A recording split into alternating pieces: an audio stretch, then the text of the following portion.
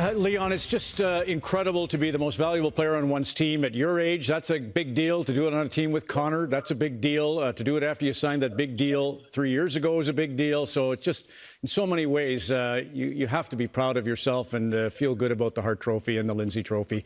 What are you feeling?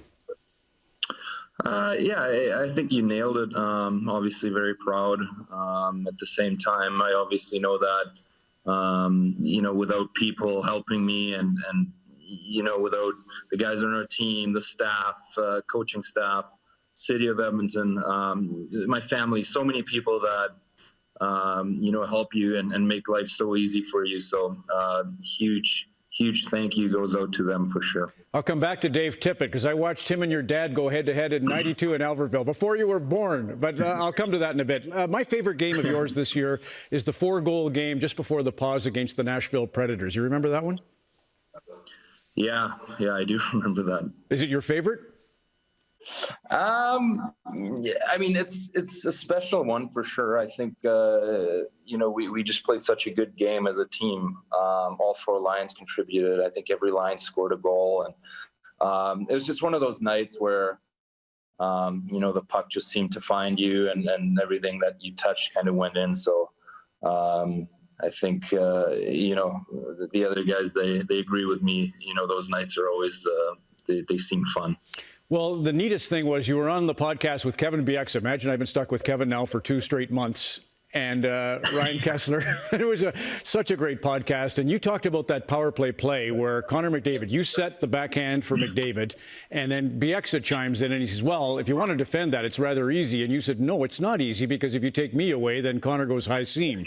And I loved that whole chat. And it made me think of you and your soccer. What is it about that play, and what is it about you and soccer and hockey, and how do they intersect? I don't know if I want to tell you.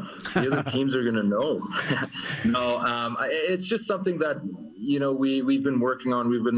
We've had a lot of looks at it over the last couple of years, and I never seem to quite, find the right spot to where to shoot it at. So obviously we're very happy that it worked out so well that time. But I think it's just hard to defend. It seems like every time we try it, teams are finding it hard to cover it, and it's something comes out of it every time. So yeah, like I said, it's just a play that we've been working on over the last couple of years, and yeah, we've made use of it. Well, you told Kevin and Ryan that you gave up hockey at 8. Was that for like soccer, handball? What was the story, and how'd you come back to hockey?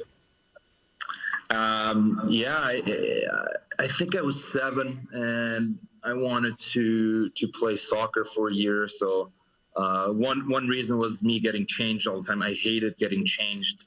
It took so long in hockey for me all the time, and I hated that part. So I went to play soccer for a year. That wasn't really my sport. So I'm pretty happy that I went back to hockey. Okay, your father, he was an unbelievable shooter. Sean Burke got kind of lucky on the shootout goal against Germany in '92. Tell me about your dad and his influence on you, Peter. Yeah, it's huge. I mean, he's just like probably most guys.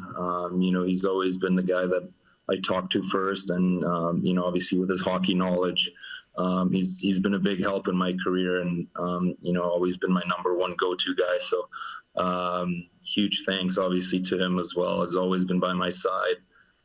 Knows me in terms of hockey probably better than anyone. So I'm very lucky and fortunate to have him by my side. I wish you'd been born earlier to see him. He was incredible at Calgary in '88. They were 4-1 in the round robin. Unbelievable player. So are you. And just one thing about German hockey, because of your dad, because of you. Do you know Tim Stützle? Do you know the kid coming? Yeah. I mean, I know him a little bit. I've seen him play a little bit. Obviously, yeah, a very highly skilled player. Hopefully he's going to get drafted as high as possible. And hopefully he's going to have a long career. Well, for Germany to get silver in Pyeongchang and 3 maybe in the first round, it's amazing what your country's doing. Lastly, the Memorial Cup, because Anthony Cirelli's in our telecast, obviously with the Tampa Bay Lightning, and that's a heartbreaking. He got the overtime goal in that 2-1 amazing game in Quebec City. Nolan Patrick told me, Leon, Brandon, they were a great rival of Kelowna's. He said, I was 0-300 in faceoffs against Leon Draisaitl. It was impossible. But just your thoughts on playing in Canada in junior hockey and going all the way to the Memorial Cup. That's how I feel right now against Ryan O'Reilly. So I know that feeling.